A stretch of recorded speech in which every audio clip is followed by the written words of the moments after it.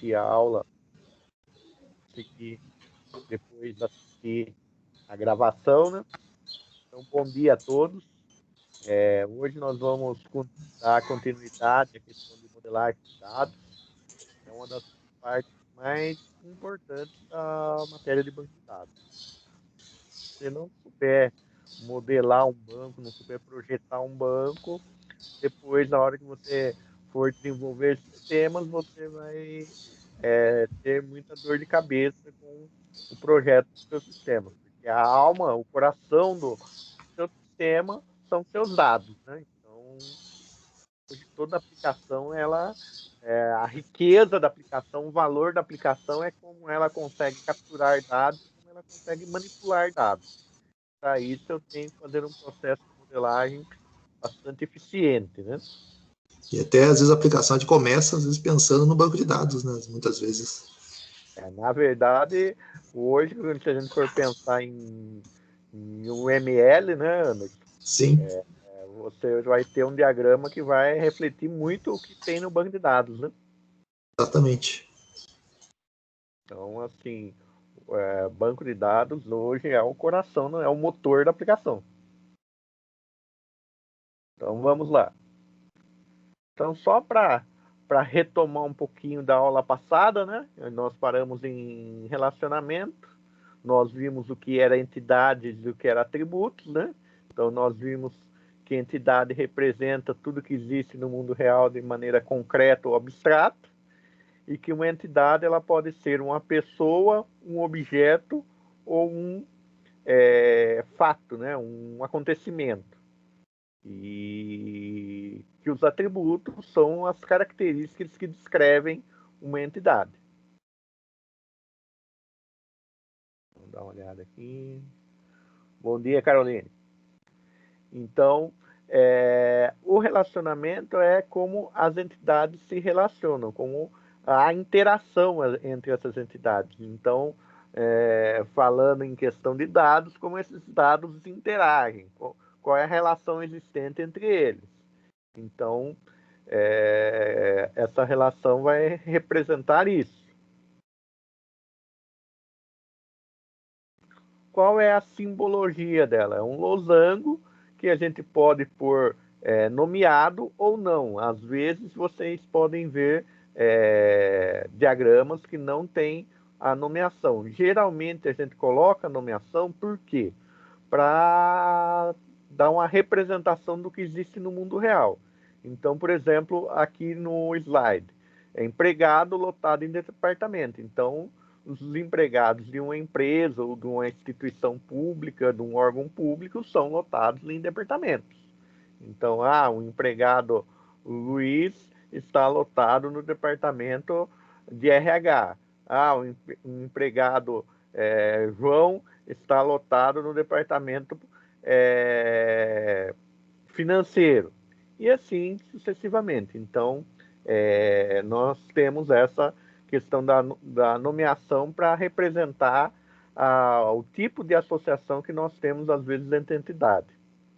Então, aqui, para que nós usamos isso? Para fazer o processo de validação do nosso entendimento com os usuários, né? Então, eu entendo de programação de computação, mas às vezes eu não entendo do negócio que eu estou trabalhando, tentando gerar uma solução. Então, eu tenho que buscar o entendimento das pessoas desse negócio e tentar refletir dentro do meu projeto. Então, essa fase de projeto também é uma fase de bastante comunicação, onde eu vou efetivamente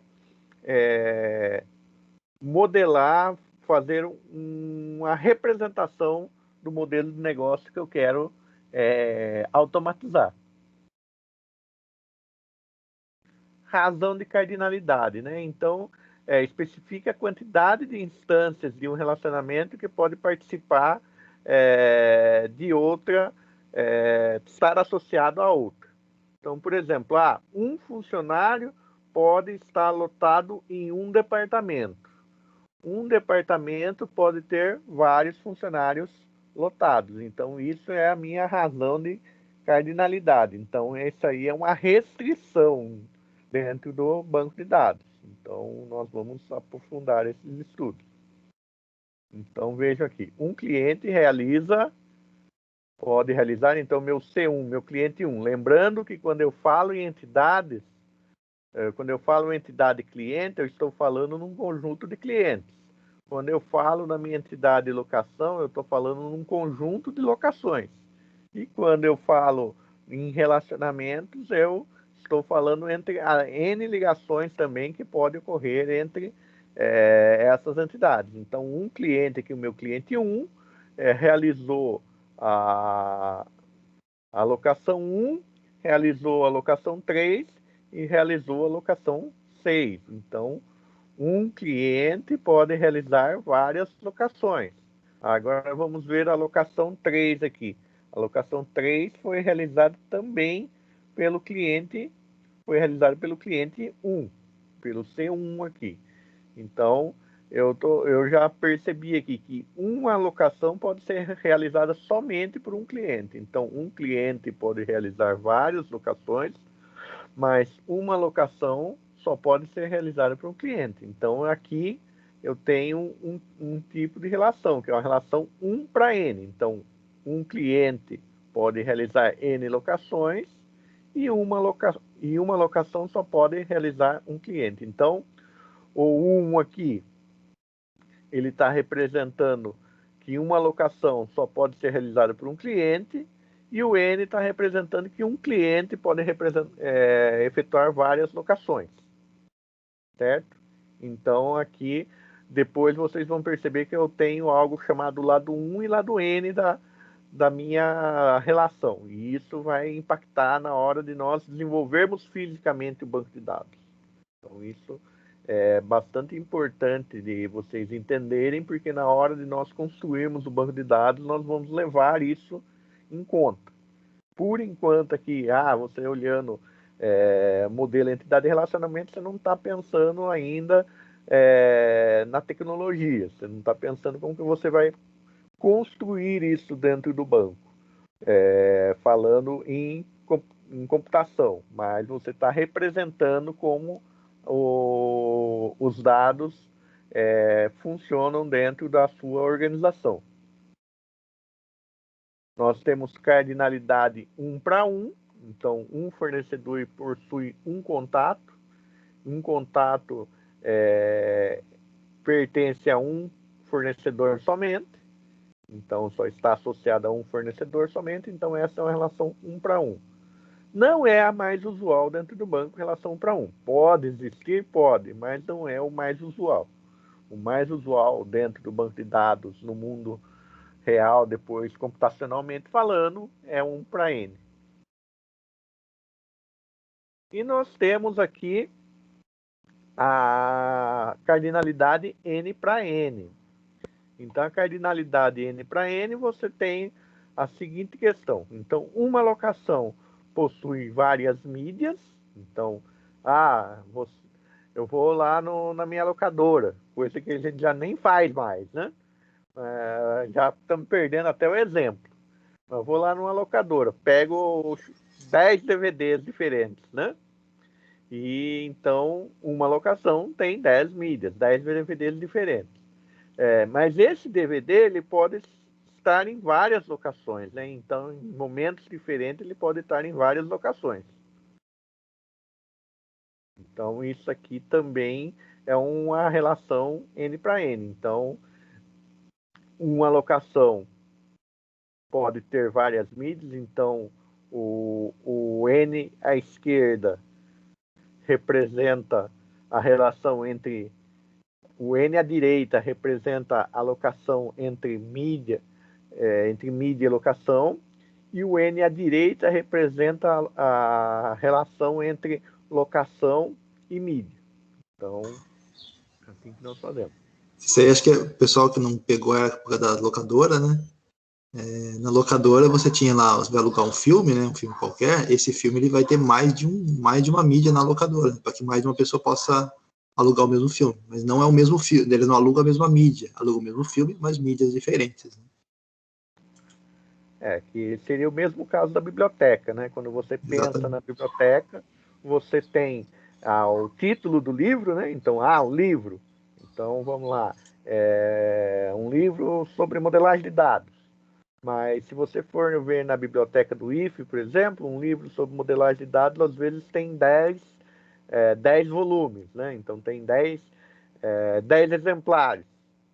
Vamos falar em livro exemplares. Então, o livro seria o nome do livro, o autor, as informações sobre o livro propriamente dito, e o exemplar seria o físico que eu empresto para o aluno. Então, vamos falar modelagem de dados, eu tenho lá o livro modelagem de dados, esse livro modelagem de dados possui 10 exemplares. Então, um livro pode estar em N empréstimos e um empréstimo pode ter N livros. Então, seria um exemplo assim. Já estamos dando uma colher de chá depois para o exercício que vocês vão fazer.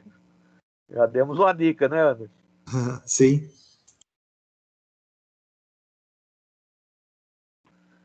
Então, um exemplo prático aqui, ó. Um funcionário possui N dependentes. Então, aqui o funcionário José da Silva. Sexo masculino, ID funcionário 1. Daí eu tenho o ID dependente. O dependente 3, ID dependente 4 e ID dependente 5. Então, o ID dependente 3 é o João da Silva, que é filho.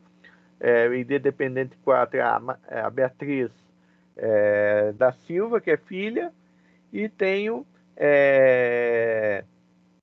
o ID dependente 5, que é a Luísa Moreira, que é a cônjuge. Certo? Então, por exemplo, se eu for olhar o Joaquim Moreira aqui, quantos dependentes ele tem?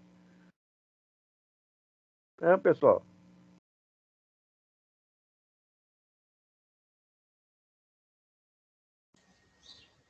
Olhando a tabela ali, se olhar para o Joaquim Moreira, Muito exatamente, bem. Maria Eduarda falou 2 ali, né? Sim. Então, quando eu armazeno os dados dentro do meu banco de dados, eles têm essa correlação. Então, eu tenho dados do funcionário de um lado, que depois isso, falando fisicamente dentro do banco, funcionário vai virar uma estrutura chamada tabela, certo? Então, dentro da tabela funcionário, eu tenho os dados do funcionário, então eu tenho o nome do funcionário, o sexo do funcionário e o ID do funcionário.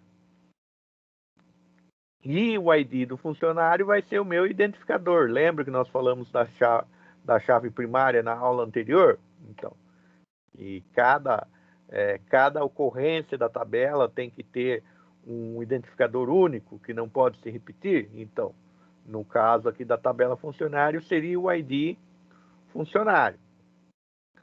Na tabela dependente, também eu tenho o ID do dependente, nome e parentesco. Além de ter na tabela dependente a exportação da chave primária da tabela funcionário. Como eu tenho a relação entre funcionário e dependente, quer dizer que eu tenho um elemento em comum. Esse elemento em comum vai ser o quê? O ID funcionário. Do lado da tabela funcionário, o ID funcionário vai ser o que nós chamamos de chave primária, identificador único, e no lado do dependente, o ID funcionário vai ser uma chave estrangeira, mas isso nós vamos estudar mais a fundo no decorrer do curso. Mas vocês vão ver que quando eu tenho uma relação, eu estou indicando que tem que haver algo em comum entre as duas entidades, na hora de eu representar isso dentro do banco de dados. Na hora de eu transformar as minhas entidades em tabelas, eu tenho que ter esse elemento em comum aí, ou mais elementos em comum. Nós vamos ver aí no decorrer do curso, caso a caso. Então, aqui, embaixo, essa parte de baixo, seria uma visão conceitual de como seria a minha tabela, mas na verdade aqui eu tenho dados de duas tabelas diferentes, como eu tivesse duas planilhas Excel relacionadas.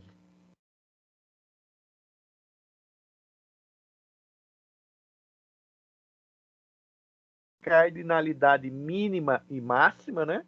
Então, indica-se a participação das ocorrências de entidades no relacionamento é obrigatória ou opcional, certo?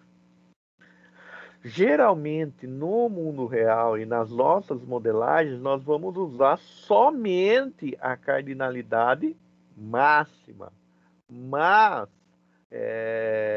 para efeitos, às vezes, de regras de banco, dependendo do que nós vamos modelar, se for algo muito específico, nós temos que implementar essa restrição no banco da questão da cardinalidade mínima. Nos exercícios que nós vamos propor ao longo do ano letivo, não vai ser preciso, mas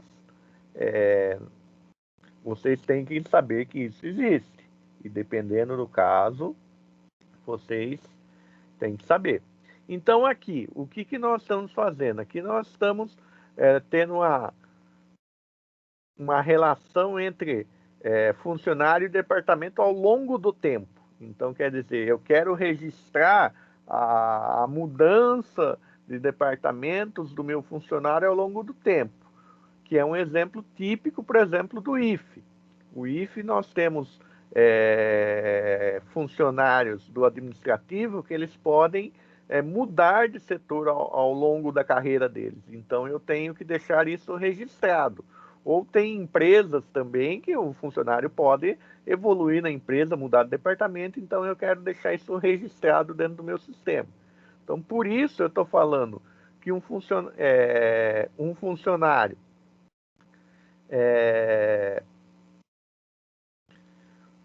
pode estar, no mínimo, em um departamento e, no máximo, em N. Então, do lado do funcionário que eu tenho 1,N. Então, estou dizendo que um funcionário tem que estar, no mínimo, em um departamento. Então, durante a vida dele dentro da empresa, ele tem que estar pelo menos em um departamento. Não posso ter funcionários que não estão alocados em um departamento. E ao longo da vida dele, ele pode evoluir na empresa, ele pode mudar de departamento, pode acontecer coisas, então ele pode estar em N departamentos. Do lado do departamento, eu tenho 0 e N. Então, 0 é a minha cardinalidade mínima e N é a minha cardinalidade máxima. Eu posso ter departamento dentro da minha empresa, ou dentro da minha repartição pública, que não tem funcionário nenhum. Por algum motivo, esse departamento está sem funcionário. Então, 0, minha relação mínima. Ou eu posso ter departamentos dentro da minha empresa ou dentro da minha repartição pública que tem N funcionários, que é o caso mais normal. Então, minha cardinalidade mínima é 0 do lado do departamento e a cardinalidade máxima é N. Então, eu estou refletindo uma realidade aí de uma empresa da repartição pública. O IFE, quando foi inaugurado há 10 anos atrás, tinha muitos departamentos dentro do organograma dele que tinha 0 funcionários. Quando começou as aulas no IFE, no mês de agosto, o IFE completou 10 anos em agosto, você tinha o quê? Alguns professores, o Ragnar, na época o vice-diretor, que agora é a DAI, né? Mudaram o nome do cargo, a DAI, que seria o seu Yukio, e mais o pessoal, alguns terceirizados. Então, por exemplo, você não tinha sócio-pedagógico, você não tinha um monte de departamento. Existia um departamento, que no caso do IFE se chama coordenadoria, mas não existiam funcionários. Então, vejam que isso em algum momento de 0 funcionários dentro do departamento aconteceu, ou dentro de uma coordenadoria, no caso do IFE, aconteceu.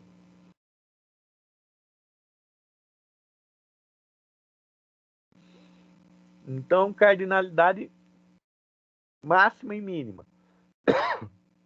Então, a máxima, quando eu olho dentro do parênteses, sempre aqui está à direita, e a mínima é sempre que está à esquerda da vírgula, certo?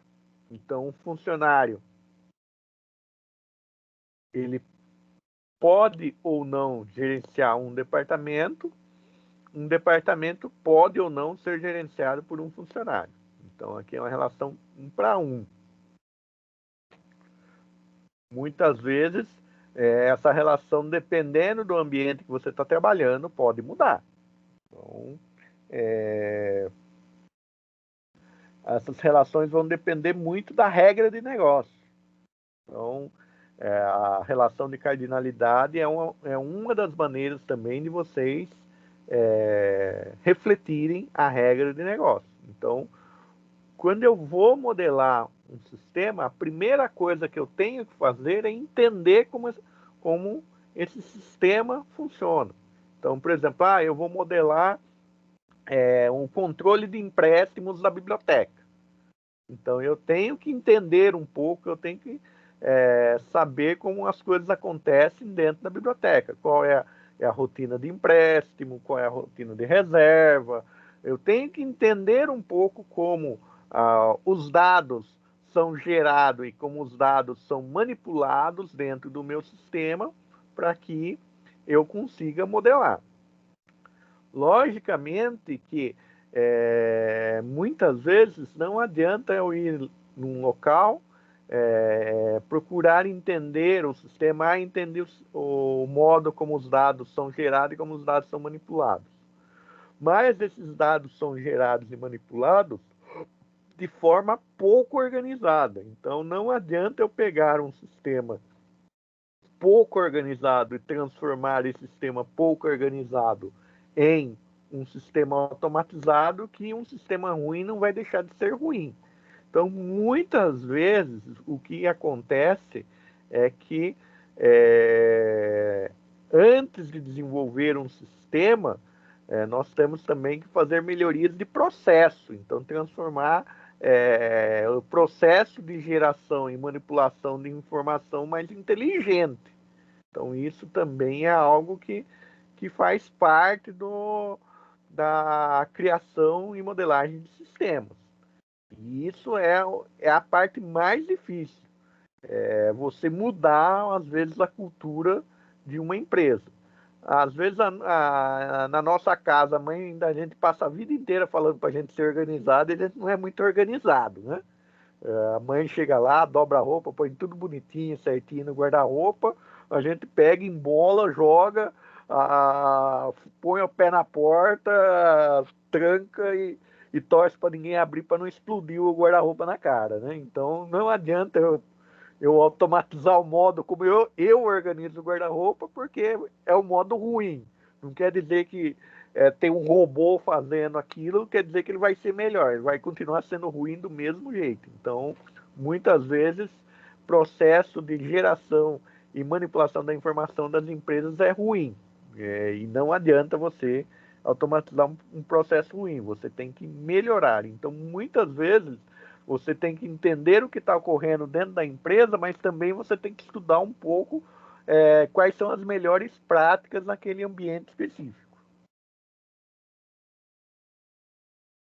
Chave estrangeira, né? Então, como nós já falamos lá, é o campo que estabelece o relacionamento entre duas entidades, né? Então, é o campo comum dos dois lados da minha relação, né? Então, esse atributo corresponde ao mesmo atributo que a chave primária em outra entidade. Dessa forma, deve-se especificar que a entidade contém chave estrangeira e quais são os atributos relacionados estão relacionados, certo?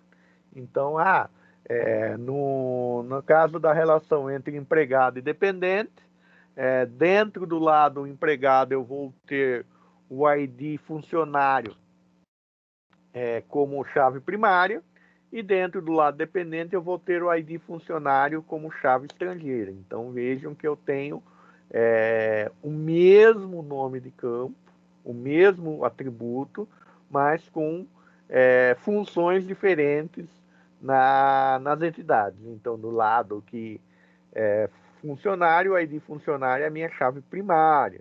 Do lado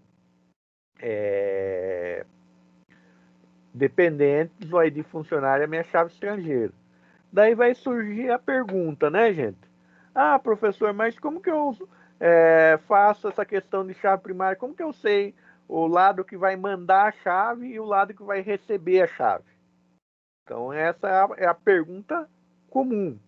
Qual é o lado que manda a chave e qual é o lado que recebe a chave? Então, vai ser sempre, sempre, sempre, sempre assim. O lado 1 da relação vai mandar a chave dele para o lado N, certo? Então, isso aí é regra imutável. Isso aí é coisa que vocês podem anotar no caderno e sempre consultar. O lado 1 da relação manda a chave dele para o lado N. Então, se nós voltarmos aqui, vamos lá. Então, um funcionário possui N dependentes. Um dependente só pode estar associado a um funcionário. Então, o lado 1, quem é o meu lado 1? Funcionário. O que vai acontecer? A chave primária dele vai se tornar a chave estrangeira no lado N. Então, a chave primária do funcionário vai se tornar a chave estrangeira independente.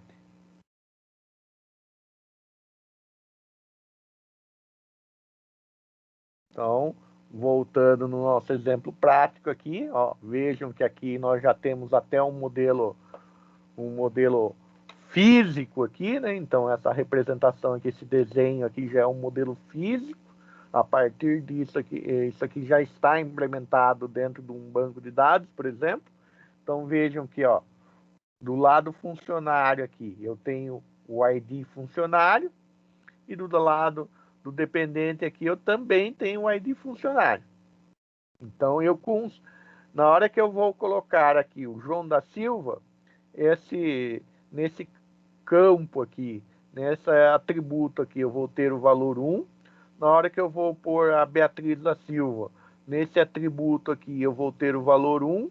E na hora que eu for pôr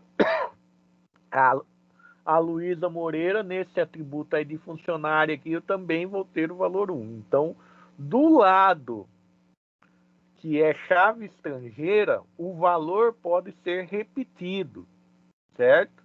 Então, o ID funcionário 1, do lado dependente aqui, vai existir 3 vezes. Que é o que está em vermelho aí, né? Hã? Que está em pontinho vermelho para eles verem.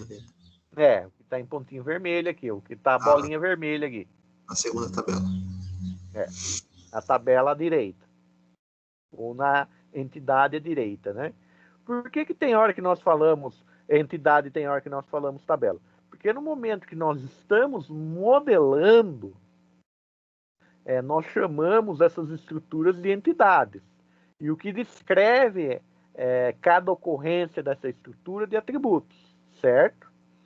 Quando nós vamos para o computador, nós vamos começar a efetivamente construir essas estruturas no computador, entidade se torna uma tabela, e o que descreve, que seriam os nossos atributos, se tornam campos da tabela. Então, momentos diferentes, nomes diferentes. Então, quando nós estamos em modelagem, eu chamo de entidade e atributos. E no momento que nós estamos em construção, no modelo físico que nós falamos, eu chamo de tabelas e campos. Então, no caso aqui, nós já temos uma estrutura aqui que nós temos a tabela funcionário e a tabela dependente. Nós temos o campo ID funcionário, que é chave primária do lado do funcionário, e nós temos o ID funcionário, que é chave estrangeira do lado dependente. Então, preciso que fique bem claro para vocês essas informações, para que vocês não se percam aí no momento que vocês estiverem fazendo aí o processo de modelagem.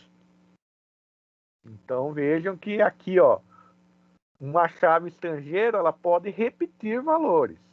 Então, ó, no caso aqui da tabela dependente, então vou cadastrar o ID dependente 3, o ID funcionário 1, o nome João da Silva e o parentesco eu vou por filho. Vou cadastrar o ID dependente 4 para o ID funcionário de novo 1, o nome é Beatriz e o parentesco filho. E assim eu vou fazendo. Então, daí o que eu vou fazer? Na hora que eu for relacionar, eu vou ver o que tem em comum. O que tem em comum entre o funcionário José da Silva com ID 1 com dados da tabela dependente? Vai ter o quê? O ID 1. Então, vou procurar todos os ID 1 existentes do lado dependente para determinar quem são os dependentes do João da Silva. Beleza, pessoal?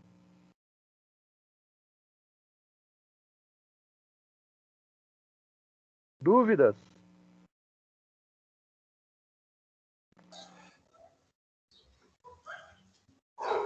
Esse é o ponto essencial, né, na verdade, do banco. Beleza, Júlio? Professor, Oi. Pode falar, João. então, no campo, né, no atributo ID dependente, na entidade da esquerda, ela está mandando essas chaves, né, estrangeiras para o campo dependente para ir retirar a informação? É isso? Para associar a informação, né?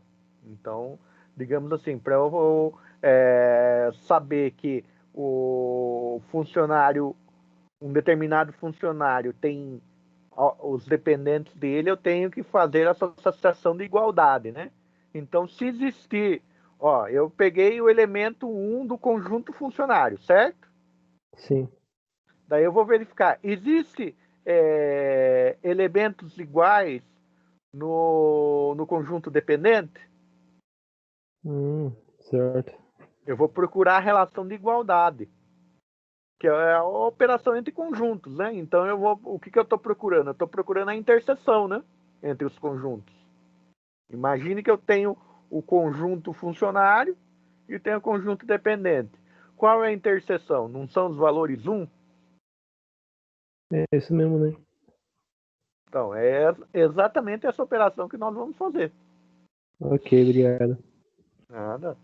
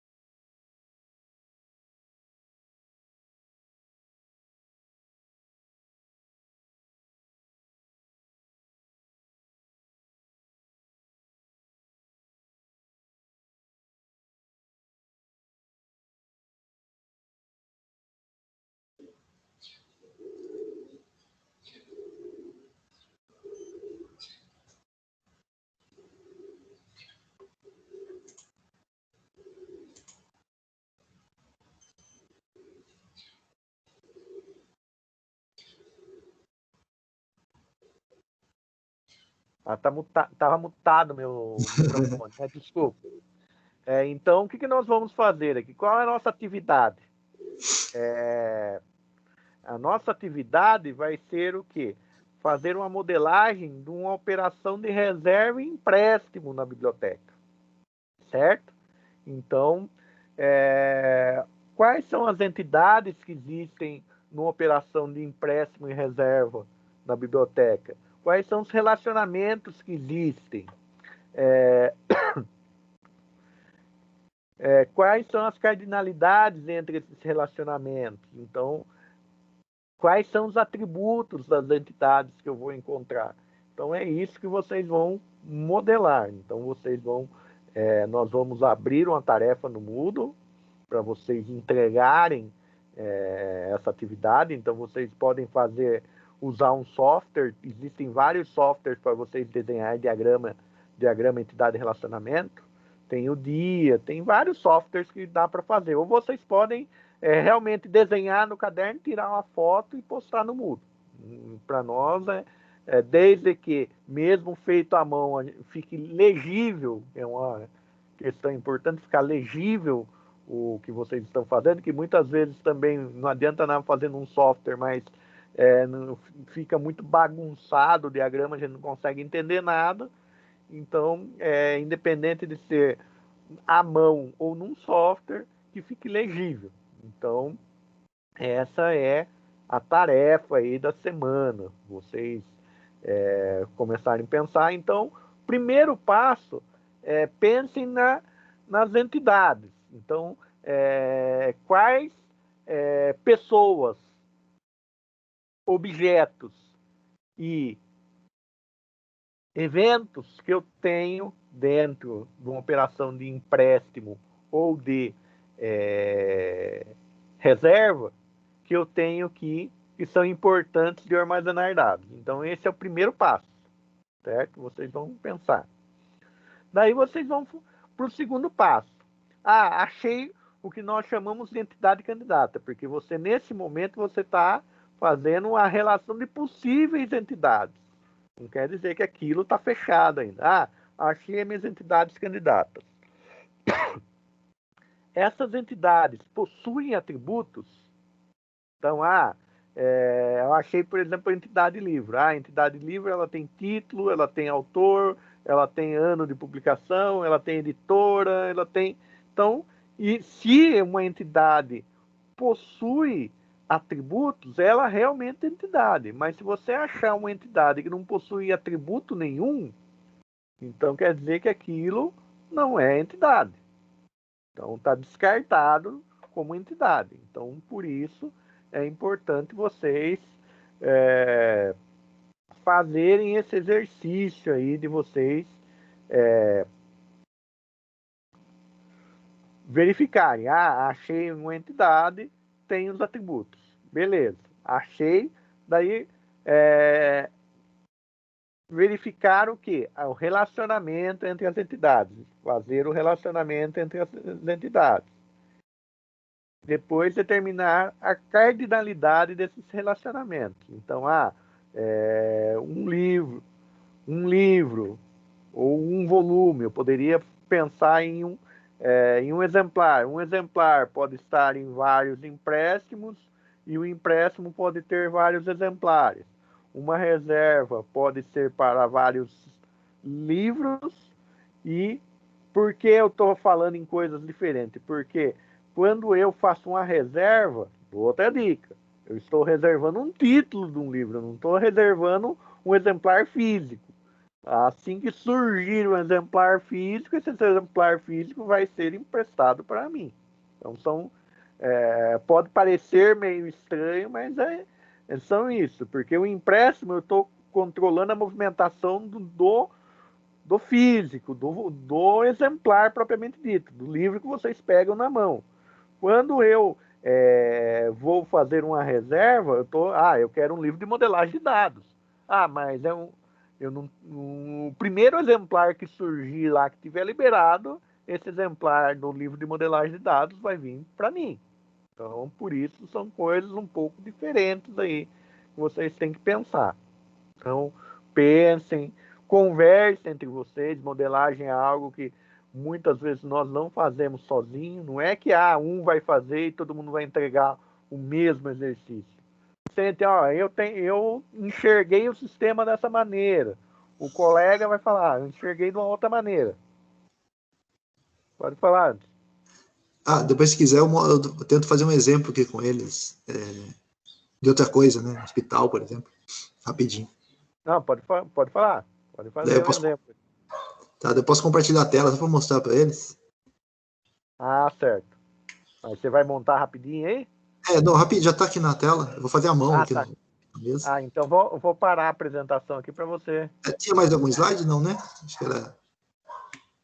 Não, aqui daí depois é só uma revisão, mas esse slide aqui tá para eles, daí eles dão uma lida aí nessa revisão só para eles usarem como guia.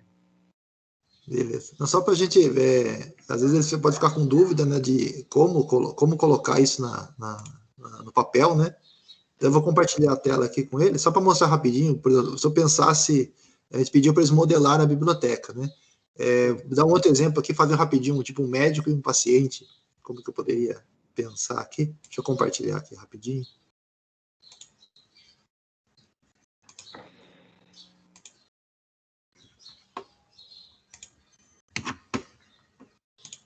O pessoal está enxergando? O Wilton está aparecendo para mim? Uma folha de caderno? Por enquanto, não.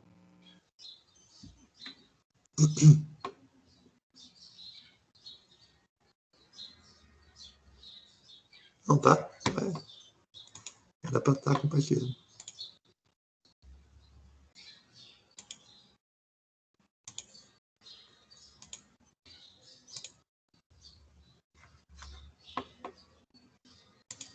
Não está aparecendo? Não.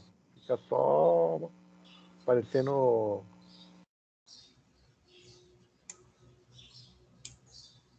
Tem. Tem? Acho que não vai dar. Era para estar funcionando. Será que você não tem que colocar eu como apresentador ali no cantinho?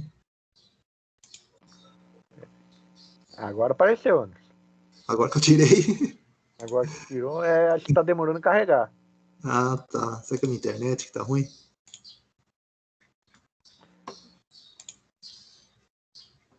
Foi? Não. Nossa, a internet não tá ajudando.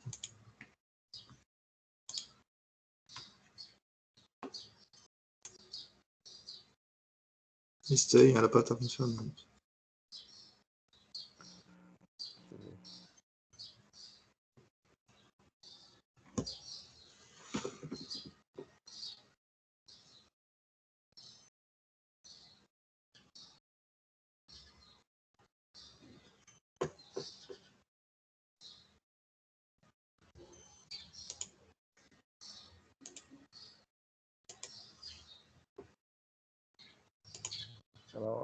Na hora que você fechou, daí...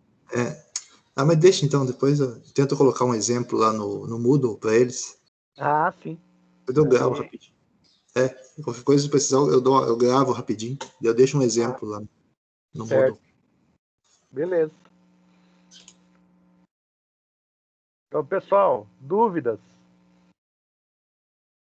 Então, o professor Anderson vai deixar mais, além do material de aula, vai deixar mais um vídeo rápido, né? Dando mais um exemplo de modelagem, certo? 5 minutinhos só para dar um exemplo.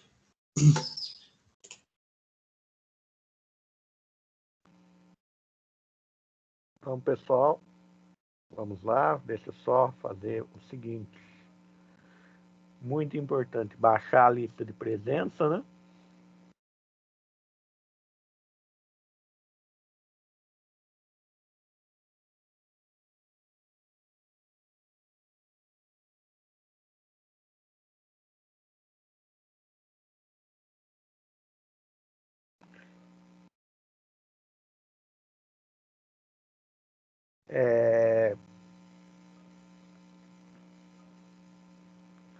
Joab, no caso, vocês podem colocar só a entidade, os relacionamentos e as cardinalidades. Vocês vão pensar em atributos somente para analisar se a entidade que vocês querem, que vocês vão colocar, representa realmente uma entidade. Porque se uma entidade não possuir atributos, ela não é uma entidade.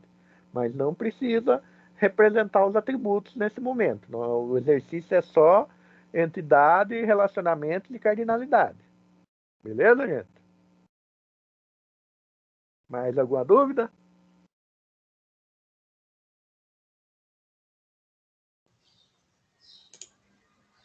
Certo? Quem está perdido, então tem que fazer aqueles quadradinhos lá e fazer a conexão. Então pode usar o dia, Maria Eduarda. Qual mais outro que vocês tinham sugerido, Wilton? Tem o dia, acho que no Microsoft deve ter o Visio, né? Uhum. Daí... Mas até com os diagramas do Word dá para adaptar, se a pessoa não conseguir, dá para fazer um balacho, ela consegue fazer. Inserir lá a forma no Word também dá para fazer mais ou menos. Mas pode fazer à mão também, tá? Não tem problema não. Pode pegar um sulfite, o caderno, rabiscar a caneta mesmo e mandar foto depois. Né? Daí os quadradinhos, losangos, né? E colocar os relacionamentos e tudo mais. Pode. Na verdade, você pode sim, pode dar. Daí, no caso, na hora de abrir a tarefa lá, a gente pode deixar para colocar mais de um arquivo e pode colocar assim. Daí você manda o JPG das fotos, se você não conseguir gerar. Se conseguir gerar um PDF deles, beleza. Se não conseguir, pode mandar foto direto.